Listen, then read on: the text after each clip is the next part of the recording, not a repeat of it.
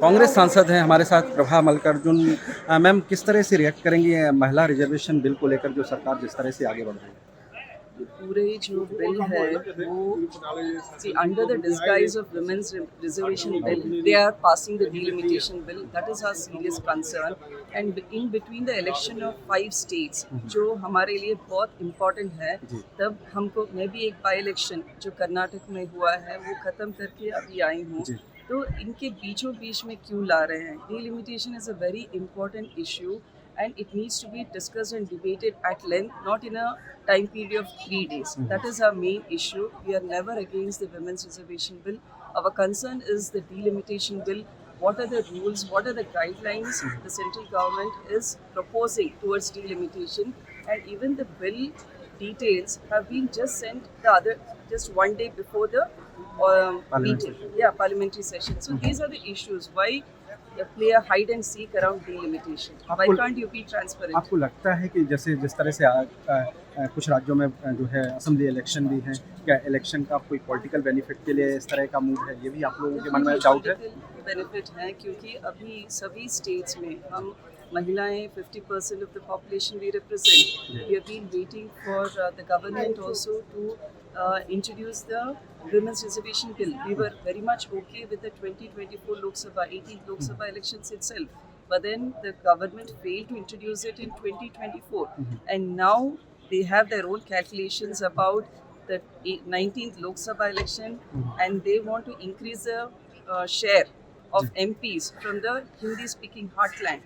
And I represent South India, and we seriously are worried about our voice, our representation in the parliament once we come into power.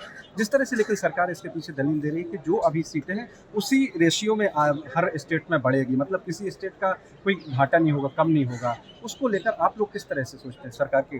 ये कौन से census के आधारित पर seats increase कर रहे हैं? 2011 या उससे पिछले, जहां पर हम सदर्न स्टेट्स ने इतना अच्छा परफॉर्म किया है हमारे एजुकेशन में, हमारे सभी हेल्थ पैरामीटर्स में हमने बहुत ही अच्छा परफॉर्म किया है, तो ये हमारे लिए एक पनिशमेंट के समान है.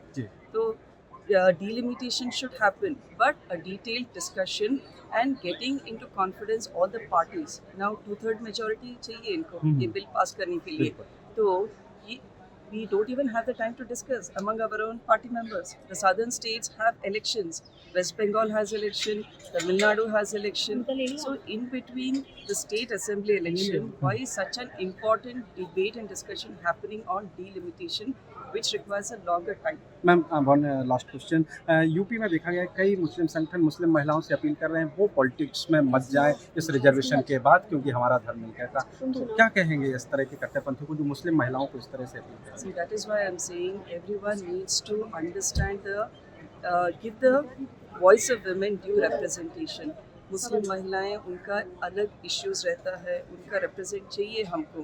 तो ट्राइबल वुमेन है, ओबीसी वुमेन है, तो सेंसस के बाद इन सबको, ये सेक्टर्स को भी जस्टिस मिलेगा. तो अभी कांग्रेस वाले क्या बोल रहे हैं कि जो 543 सीट्स है उसी फॉर्मूला से आप रिजर्वेशन 33% वुमेन्स रिजर्वेशन लागू करिए. सेंसस के बाद नए आंकड़े आएंगे, उसके बाद नया रिजर्वेशन पॉलिसी आप अपग्रेड करके 850 बढ़ा के कीजिए. अभी के लिए 543 नंबर पर कीजिए. जी न्यूज़ से बात करने के लिए बहुत शुक्रिया, thank you. Prakash Dubey, Zee media.